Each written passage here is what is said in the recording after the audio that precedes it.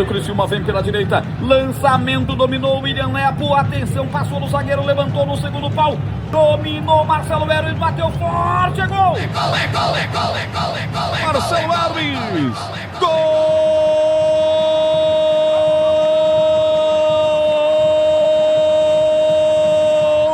do Criciúma!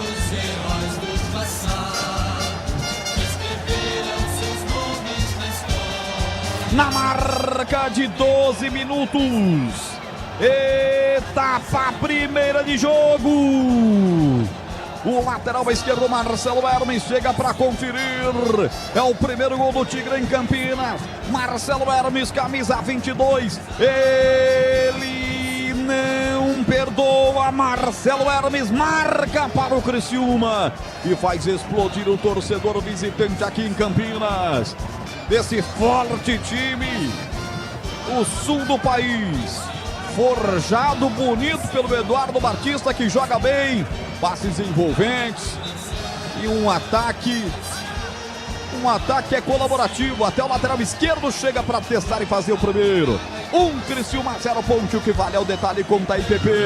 O detalhe é a passividade da defesa ponte-pretana. William Lepo pela ala direita teve todo o espaço do mundo nas costas do Kevson para dominar, pensar o que iria fazer, e aí cruzou a bola dentro da área. O Marcelo Hermes novamente livre, com todo o espaço, teve tempo de dominar, pensar e bater firme de perna esquerda para o fundo das redes do goleiro Guilherme Viana. Marcelo Hermes, que inclusive já passou pela Ponte Preta, lei do ex. Marcelo Hermes, o segundo gol dele nesta Série B, o primeiro gol do Tigre nesta partida. Roger. Marcelo Hermes usa